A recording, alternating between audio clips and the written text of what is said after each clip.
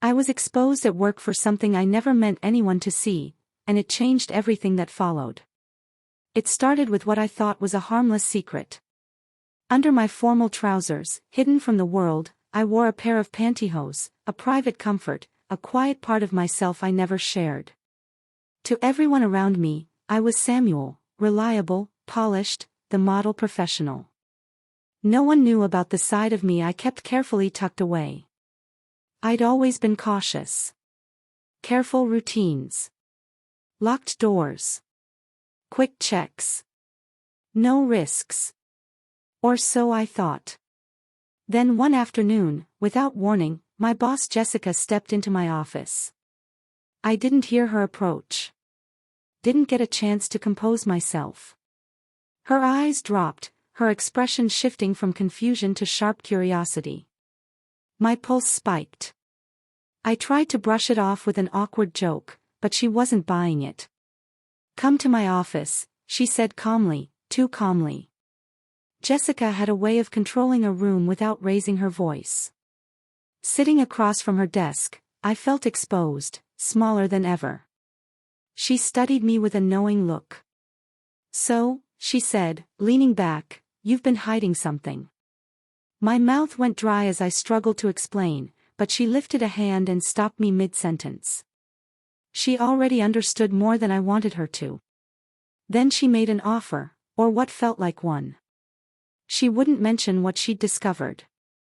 In exchange, she wanted me reassigned as her personal assistant.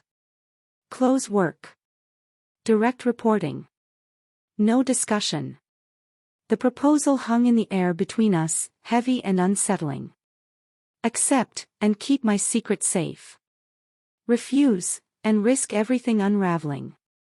I realized in that moment that the life I thought I had under control was already shifting beneath my feet, and whatever came next would pull me far outside my comfort zone. The sharp sparkle in her eyes should have warned me this wasn't a negotiation, it was control dressed up as opportunity. "For starters," Jessica said coolly, "your wardrobe will need an adjustment. Something more feminine. And you'll be handling a few personal matters for me as well." My throat tightened. "And if I say no?"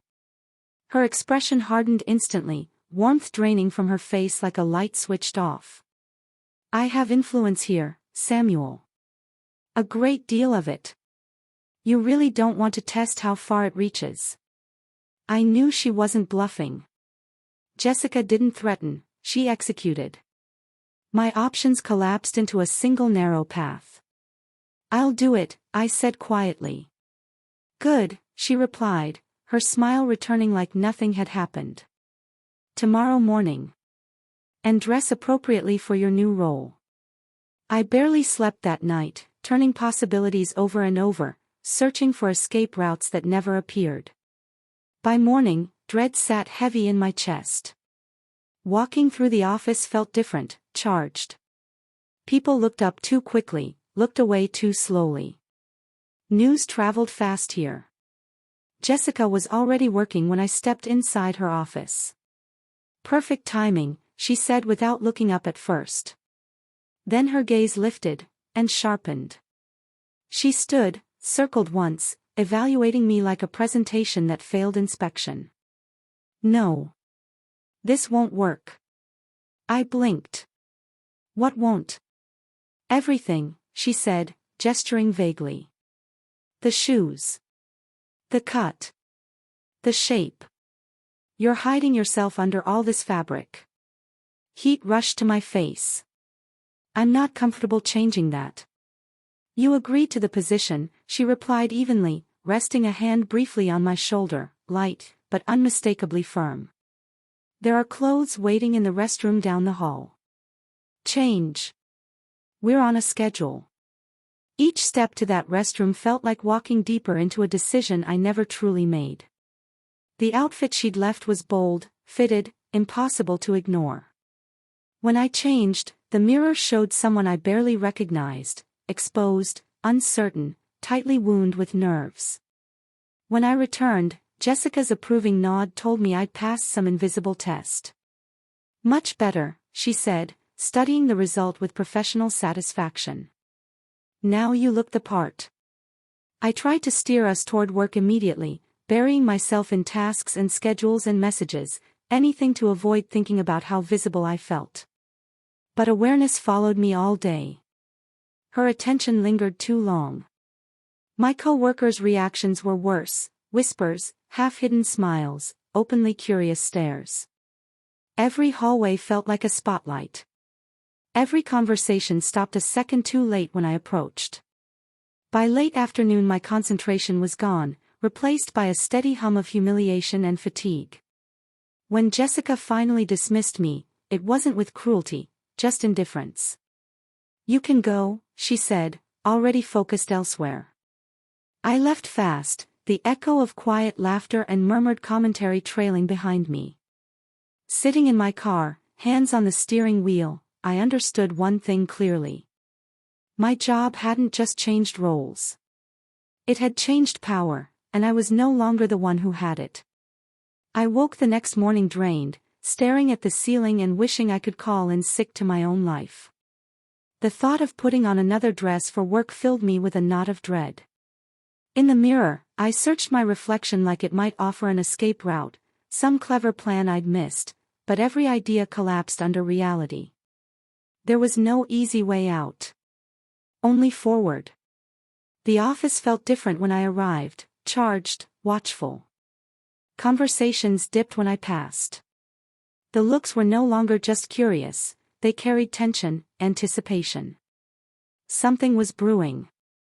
Jessica's mood confirmed it the moment I stepped into her office.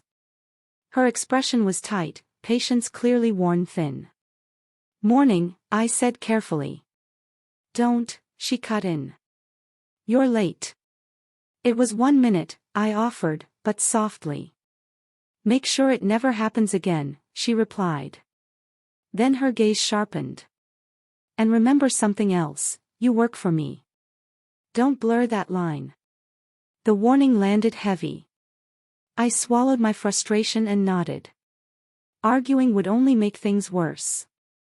She handed me a report to prepare, and I focused on it completely, grateful for something concrete to do. When I finished and passed it over, I expected criticism, but instead she smiled, small but genuine.